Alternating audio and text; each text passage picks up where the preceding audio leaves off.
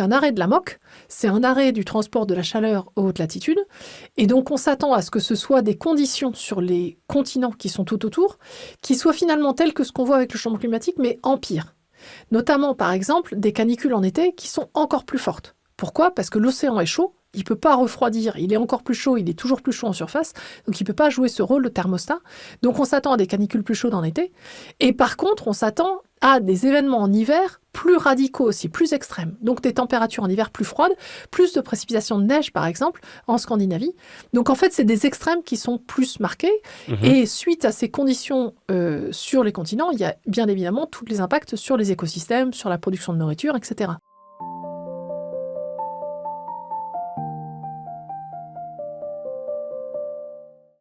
Parler spécifiquement de la MOC, parce que c'est un sujet qui a fait la une de certains médias ces derniers mois. Est-ce que tu peux expliquer à quelqu'un qui ne saurait rien ce que ça veut dire ? Alors surtout, il faut sortir de l'idée que c'est un courant marin, la MOC. En fait, c'est une construction mathématique qui a été mise au point pour représenter l'effet d'océan sur le climat via ce transport de chaleur de l'équateur vers les pôles, qui est vraiment le rôle numéro 1 de l'océan pour le climat de la planète. Ouais. Donc, grosso modo, il y a trop de chaleur qui est reçue dans les océans à l'équateur et trop qui part des océans aux pôles.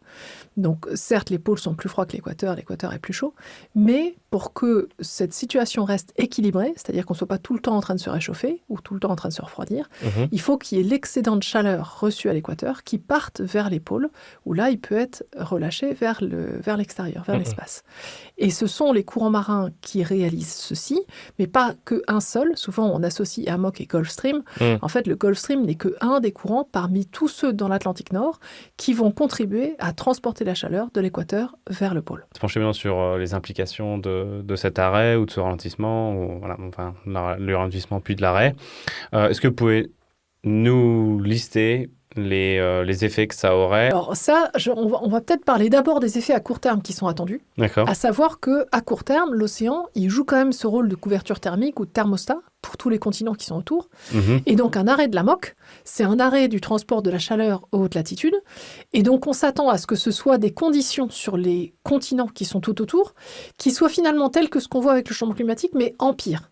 Notamment, par exemple, des canicules en été qui sont encore plus fortes. Pourquoi ? Parce que l'océan est chaud, il ne peut pas refroidir, il est encore plus chaud, il est toujours plus chaud en surface, donc il ne peut pas jouer ce rôle de thermostat. Donc on s'attend à des canicules plus chaudes en été. Et par contre, on s'attend à des événements en hiver plus radicaux aussi, plus extrêmes. Donc des températures en hiver plus froides, plus de précipitations de neige par exemple en Scandinavie. Donc en fait, c'est des extrêmes qui sont plus marqués. Et suite à ces conditions sur les continents, il y a bien évidemment tous les impacts sur les écosystèmes, sur la production de nourriture, etc. Par rapport au niveau de la mer, on s'attend aussi à des conséquences, qui est une augmentation du niveau de la mer à peu près partout dans tout l'Atlantique Nord. Et pour les écosystèmes dans l'océan, c'est ça qui va avoir un impact. C'est d'une part le fait que l'augmentation de la température sera partout et sera plus généralisée, cette surstratification. C'est ça aussi qui empêche l'oxygène profond des océans de remonter et d'alimenter les couches euphotiques là où la vie est en train de se développer. En plus de la hausse du niveau de la mer qui va changer le trait de côte et qui va déplacer les écosystèmes, voilà, on a un cocktail détonnant. Donc, juste, je reviens sur ce que vous venez de lister. Les hivers plus froids et les étés plus chauds, on parle de l'Europe ? On parle de l'Europe, mais attention, c'est pas tout l'hiver plus froid. C'est les événements hivernaux extrêmes, là, seront encore plus intenses. D'accord. De même que les événements estivaux extrêmes, qui là, plutôt du chaud, seront encore plus chauds. Donc, on aura des hivers en moyenne plus chauds, sauf qu'on aura plus de chances d'avoir une semaine, 2 semaines plus froides. De grosses tempêtes de neige, exactement. Et on parle des pays qui sont des pays côtiers, ou alors c'est l'Europe même dans les terres ? C'est toute l'Europe de l'Ouest. Donc c'est jusqu'à toute la Scandinavie. Et alors après, le régime change vraiment quand on arrive à l'est de l'Allemagne, vers la Pologne. Là, on a quand même un type de climat qui prend le dessus, qui est un autre. Qui est très différent. Et plutôt avec des masses d'air qui sont différentes, des trajectoires, etc. D'accord. Donc, quand on parle d'élévation du niveau de la mer, au GIEC, je pense qu'on disait entre 30 cm et 1,50 m selon les scénarios. Donc, il faut rajouter 1 mètre par rapport à ça Non, il faut être sûr qu'on est sur le 1,50 m. On est sûr qu'on est sur 1,50 m, voilà. D'accord. Un minimum, j'imagine, parce qu'il y a des scénarios d'émissions plus élevées. Après, le problème aussi de ces amplitudes qui sont données dans le GIEC, c'est qu'il faut vraiment regarder à l'échelle locale. ce qu'il faut en dire. C'est-à-dire que l'élévation du niveau de la mer, c'est à l'échelle globale. Donc, ce n'est pas que l'Atlantique Nord. Et il y a des endroits où le niveau de la mer est en train de diminuer.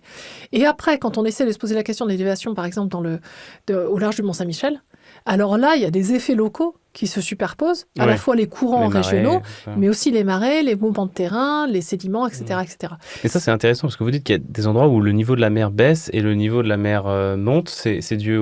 Parce que je sais que les climato-sceptiques s'en réjouissent, parce qu'ils se trouvent le petit endroit sur la carte où ça a baissé, et puis dire... Mais donc ça, c'est dû à quoi? Au vent? Alors non, c'est pas dû au vent. C'est dû au fait qu'il y a des régimes océaniques, qu'il y a des dynamiques, et il y a des provinces. Et en fait, il y a des provinces qui ont certaines dynamiques et qui vont dans le futur évoluer dans une direction ou dans une autre. Des provinces dans l'eau. Hein, des provinces dans l'eau. Ouais. On est en train de parler de provinces dans l'eau. Donc ça, c'est juste si on se focalise que sur la phase liquide. Donc l'eau qui est dans les océans. Après, il y a des endroits où le niveau de la mer baisse parce que c'est la Terre qui remonte. Typiquement, tout ce qui est le nord de la Scandinavie, en fait, on est toujours sous l'effet du rebond après le dernier maximum glaciaire, qui est que quand il y avait une grosse calotte de glace qui était posée, la Terre était enfoncée sous le poids de la calotte de glace. Cette calotte a disparu, mais on est toujours dans le temps géologique de remonter de la croûte terrestre à cet endroit-là. Donc à cet endroit-là, le niveau de la mer diminue parce que la Terre remonte. Comme un ressort. Et comme un ressort, exactement. De la même manière, il y a des endroits où la croûte terrestre s'enfonce. Et là, dans ces cas, le niveau de la mer remonte encore plus. Et c'est notamment le cas des grandes villes, des grandes métropoles qui sont en façade côtière, parce que le poids de l'infrastructure de la métropole pèse sur la côte terrestre qui a tendance à s'enfoncer. Dans les deltas aussi. Exactement. Asiatiques. Donc, bon, dans l'introduction... Vous connaissez l'introduction que j'ai faite tout à l'heure, j'ai parlé du jour d'après, où il y a une banquise qui s'installe un peu partout. Bon, c'est pas du tout ça. C'est pas du tout ça. D'accord. Alors si, peut-être ça a été ça. Donc les échelles de temps sont pas bonnes, c'est beaucoup trop rapide dans le film. Ouais. Mais peut-être cet aspect banquise versus pas banquise, c'était ça dans le climat du passé. Peut-être. Ce qui est sûr, c'est que tout de suite, on peut pas juste calquer ça. Ça, c'était l'image qu'on en avait si le climat n'avait pas changé par ailleurs. Mais en ce moment, le fait que le climat change par ailleurs et que du coup, le rôle de l'océan et le rôle de la moque par rapport au climat est différent, ça, on ne peut pas faire l'erreur de l'oublier. Donc, on va revenir sur les conséquences. Il y en a une qui m'inquiète tout particulièrement, c'est le régime de précipitation qui change, c'est ça? Ouais. Et est-ce que vous pouvez nous parler déjà de quelle manière il change et aussi les implications sur les récoltes de céréales, si c'est quelque chose que vous avez étudié ou que vous avez lu Alors, non, c'est pas quelque chose sur lequel je suis très experte. Donc, je peux en parler parce que j'ai lu le rapport du GIEC moi-même pour savoir la synthèse qui en était faite. Il faut distinguer les modifications du cycle hydrologique dans la bande équatoriale et aux moyennes latitudes. Donc, aux moyennes latitudes, j'en ai parlé, on a une intensification du cycle hydrologique avec finalement plus d'évaporation à l'équateur et donc plus de précipitations aux moyennes latitudes, ce qui nous importe là. Moyenne latitude, c'est chez nous, quoi. C'est chez nous, voilà, c'est chez nous. Et c'est ce qu'on appelle la cellule de Hadley dans l'atmosphère. Et ça, en fait, sur l'année, ça va faire plus de précipitations. Mais ce qu'on a remarqué, c'est qu'on avait une concentration de ces événements précipitants sur des fenêtres de temps assez courtes. Et donc, ça fait des extrêmes. Et résultat, ça fait en fait de l'eau qui n'est pas forcément disponible pour les écosystèmes qui sont en train de se développer. Ça, c'est ce qu'on observe maintenant. Et ça, c'est naturellement sans modification de la MOC. Et ce que dit le rapport du GIEC, c'est qu'avec un arrêt de la MOC, ce sera ça encore pire et encore plus important.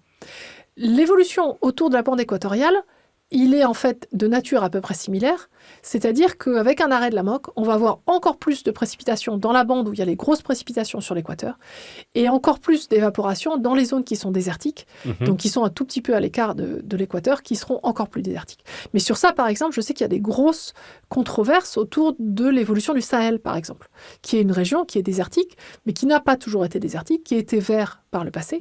Et on se pose la question dans le futur, dans quelle mesure la désertification va continuer, ou au contraire, est-ce qu'on va retourner vers un Sahel vert? Et ça, c'est des controverses qui sont très intéressantes, qui font beaucoup sensation sur, en effet, les espaces de discussion de public non averti par rapport au côté dramatique des conséquences du changement climatique.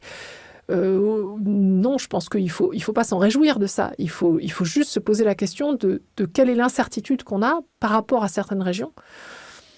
Je pense que le changement climatique, personne ne peut s'en réjouir, nulle part.